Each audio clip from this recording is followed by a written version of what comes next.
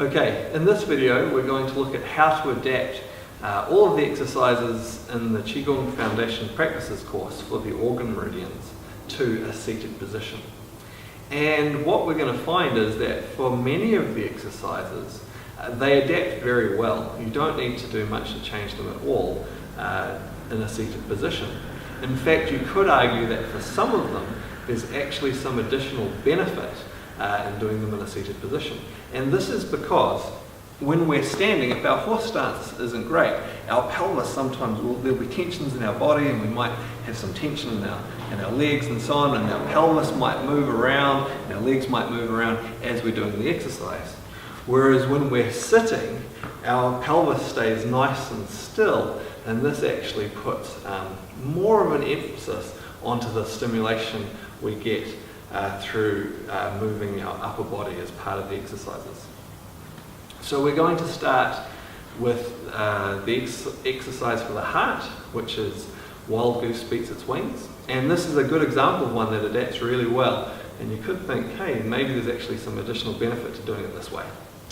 So for this exercise, we pull our elbows back, drive them up, push back, forwards, and out. And you can see, seated in a good position, there's nothing that really gets in the way of me doing that. And in fact, with my pelvis nice and still, I might find that I actually get some additional benefit and stimulation with the movement of my arms and my shoulders.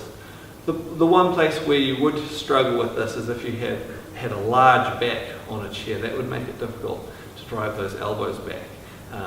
And we've talked about the benefits of different types of seating in another video. Alright, so the next one, punching wind for the small intestine. Again, really nothing that gets in the way of us doing this in a seated position. Very easy. Okay, next one, for the bladder, we have tiger straightens its waist. Yeah.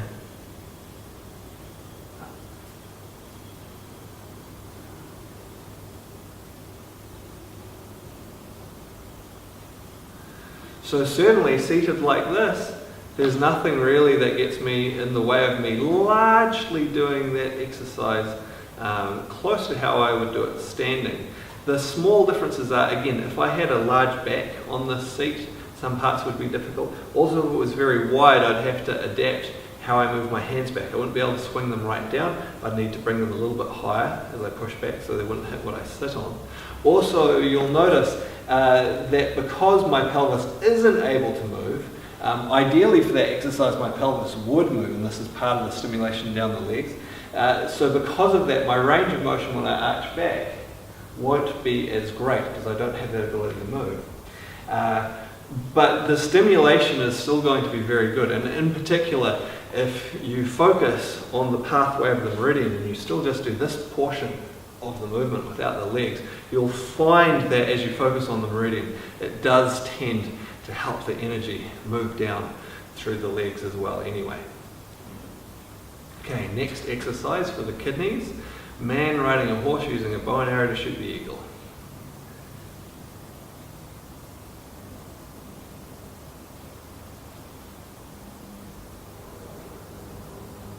Okay, so for this one, the only thing that really I need to change is because my legs are kind of in the way of my hands coming past, I can't really just swing them past.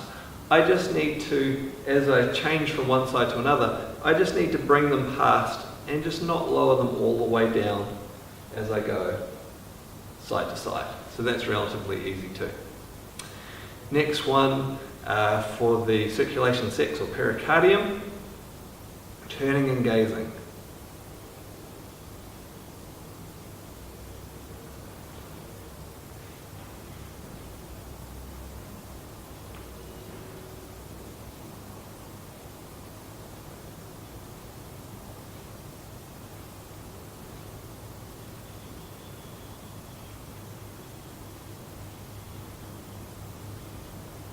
So again, there only needs to be a very small adaptation with the hands, And this is, I can't make maybe as large a circle when I'm gathering like this as I would if I was standing because my legs being in the way.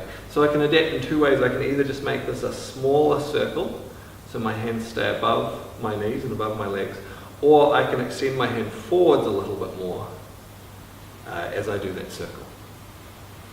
Next one, for the triple warmer, two hands push the sky.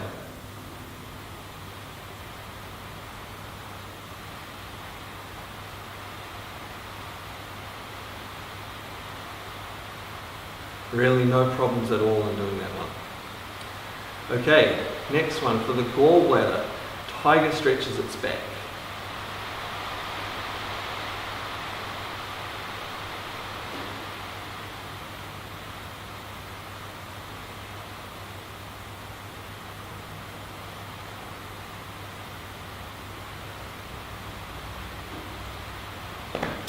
Okay, so I don't have as much complicated stuff going on with my legs and my pelvis in this one.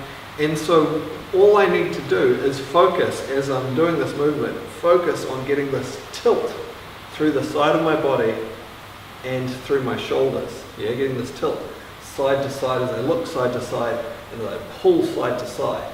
And this is going to give me the stretching stimulation I need down my gallbladder meridian and also the massaging into the space of the gallbladder. Okay, next one for the liver, 4 body movements. Now for this one, there's a lot of it that we may not be able to do because it focuses on the legs a lot.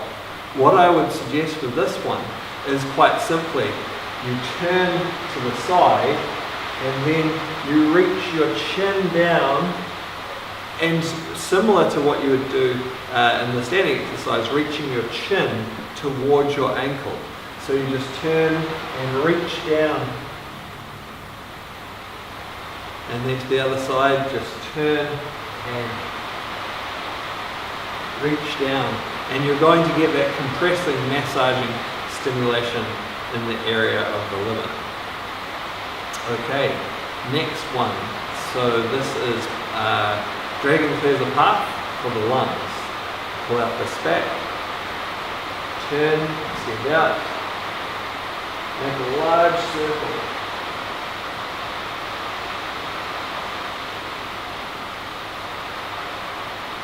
Turn, extend the fist out, make a large circle.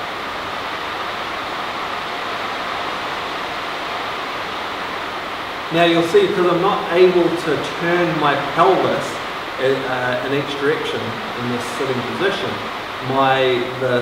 the circle is, I'm going to have a hard time bringing my arm right around behind my back. It's going to not go through as large a range of motion.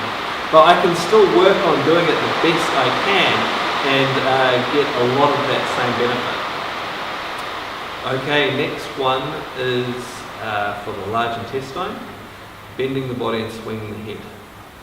So we need to still make sure that we try and put our weight through our arms onto our knees so we can really lengthen our spine as we do this, and then make our large circles.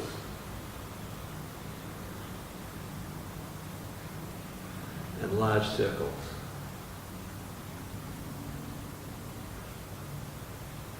And if you push up with your hands, you're going to find you get the same stretching and loosening effect in your lower back and the same massaging into the intestines that you would in a standing position.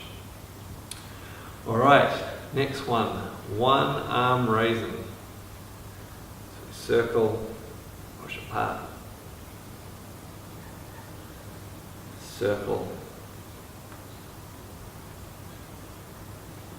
Push apart.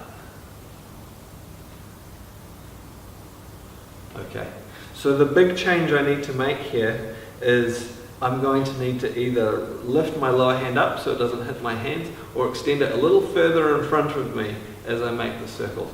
Also, I'm probably not going to be raising on to my toes.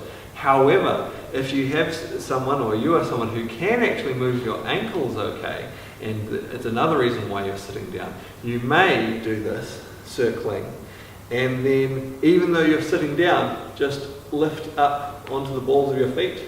I'm not sure if you can see that, but just lift up onto the balls of your feet as you push apart. anyway, to help to stimulate that lower portion of the meridian as you do the exercise. All right, next one. Crane looks behind for the spleen.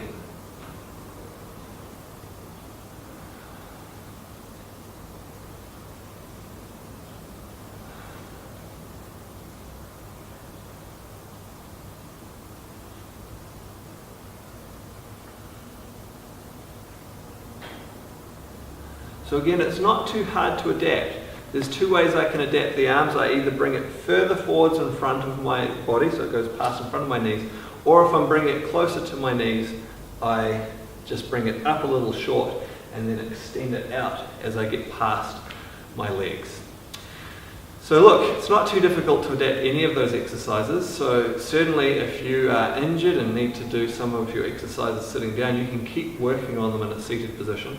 Or if you have someone who really wants to work on Qigong, but they can't do them standing, they are totally fine to work on these exercises in a seated position, and they will get largely the same benefits as someone doing them in a standing position, just with some minor adaptations.